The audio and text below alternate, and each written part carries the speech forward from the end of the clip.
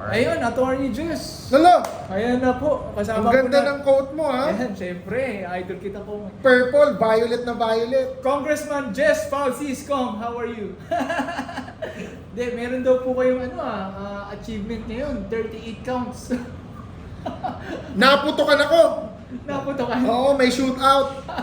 The Jesus Palsis is under attack. Ayun, yung pala yun. Press freedom is under attack. Ayan na. Freedom of speech is under attack.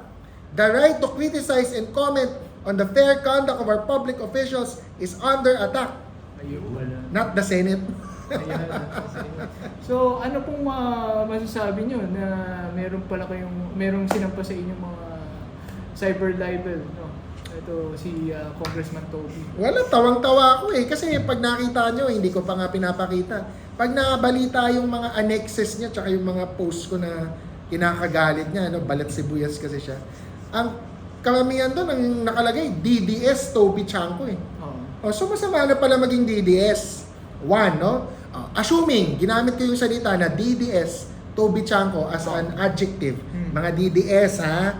Adjective yon. You know what an adjective is? DDS Toby Chanko to describe Toby Chanko. Pandiwa. Na DDS siya, no? It is to describe him. Like ako, kakamping. Oo. Or anti-Duterte, anti-Marcos. Yun ako. I'm a pol sci graduate. Political science graduate ako. So, pag may politician, mga political analysts, we like to classify Oo. or categorize ang mga politicians like senators or congressmen, anong block sila or to which faction do they belong. By the way, may mga surveys, di ba? May surveys, tinitingnan ilan ang kakamping, ilan ang Marcos loyalist, ilan ang DDS. So, anong masama kung i-identify ko siya na DDS? Sinasabi ba niya hindi siya DDS? Yun yung perception ko.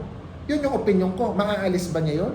Hindi. So, sabihin lang niya na hindi siya DDS. He has the freedom of speech to do that.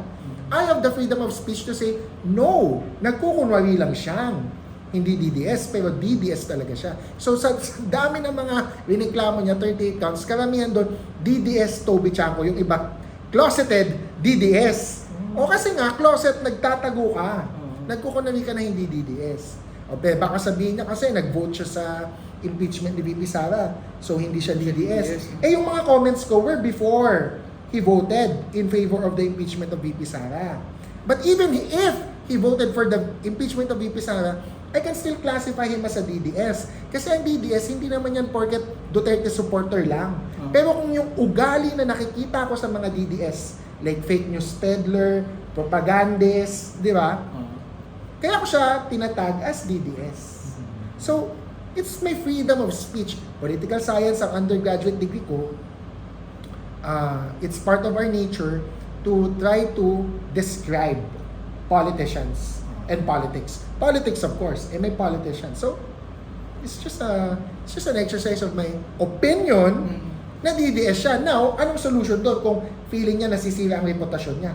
It is not to file cases. The antidote to bad speech is good speech. Kung sa tingin niya nakakasira yung speech ko, mag-speech din siya. Ang dami naman niyang interview. Lagi siya nagpapa-interview. Bilyonaryo, ABS, GMA, TV5.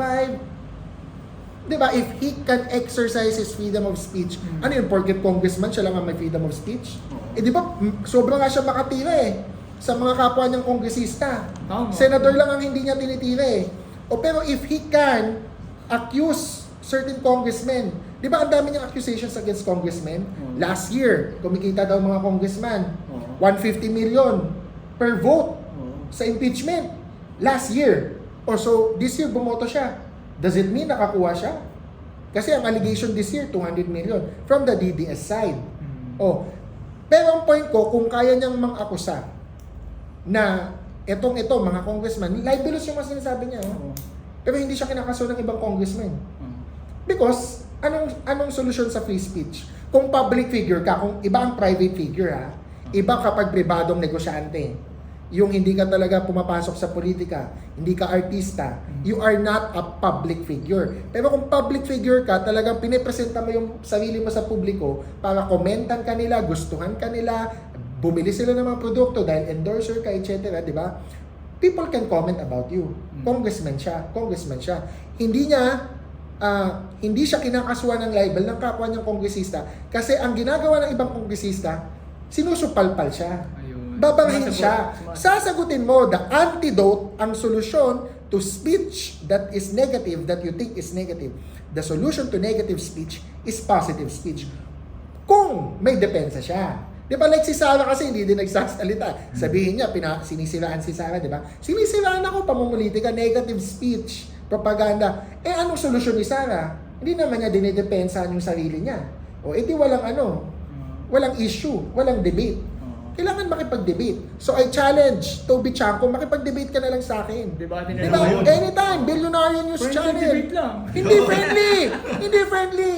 But civil. Civil. Civil debate. But it can be heated. Di ba? Sabihin mo lahat ng mga arguments mo, bakit ako dapat makakulong for cyber libel. Ikaw, sasabihin ko kung bakit ka walang kwentang congressman nang nabotas. Ayun. Kasi political dynasty ka. Ako hindi ako political dynasty. Ha? Yung iba naman sabi, proud sila na DDS sila. Parang si Leandro Libiste, di ba? So, it doesn't make It doesn't mean it's libelous. Oo. When you say someone is DDS, bakit? Ano ba ibig sabihin ng DDS? Oo. Diehard Duterte supporter. Many people are proud Oo. to be diehard Duterte supporter. DDS ako. Oo. Pero syempre sa akin, hindi maganda maging DDS. Pero kapag sinabi kong DDS ka, does it mean sinisiraan ko na yung reputasyon mo? And again, congressman siya. Ano ngayon kung masiraan siya ng reputasyon? Congressman siya eh. Nagpapa-interview siya kung saan-saan. Tapos siya nag-aakusa siya ng mga bagay-bagay. Pag siya ang pinag-uusapan, hindi pwede. Yun. Diba?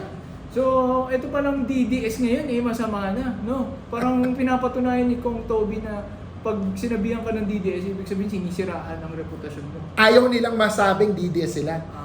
Masama pala maging DDS ngayon, no? Huwag na po tayo maging DDS. Dati kasi noong 2016 to 2022 Proud. talagang gumagano ng mga tao. Pero ako, ito, justice is coming. Justice is coming. Warrant of arrest ni Bato is coming. Yun. Malapit na. Yan. Paano yung attorney? ICC is coming. Magtago ka na, Bato. Galingan mo kasi gagalingan ni John Vic. Joke. Bisa na, i-arrest na talaga. Arrestin na ba? Sabi ng DOJ, the warrant is valid and enforceable after the denial of the TRO. Hindi siya kinatigan ng Korte Suprema. Ibig sabihin, the ICC warrant is real. Na-late lang ng ilang araw, 3 araw kasi nandun na nung nakaraan, nasa harapan na ng mga Last week na no? Nasa harap na ni John Vic no? Ganito ka close andito si John Vic andito si Bato. Sayang, ilang days nang na-late yung decision nila. Kung ako yung si John Vic, lumaki na yung mata ko eh. Mangangati na ako, gusto ko ng... Huli na no? Hindi, gusto kong kamayan si Bato. Pero pag kinamayan ko, Usas na. Pusasan mo na hindi, agad. pag kinamayan ko, akin na, wala nang kawala, halika na! Pusasan mo ICC na, no? na. Samahan mo na hanggang pagtulog niya. O yan. O pag...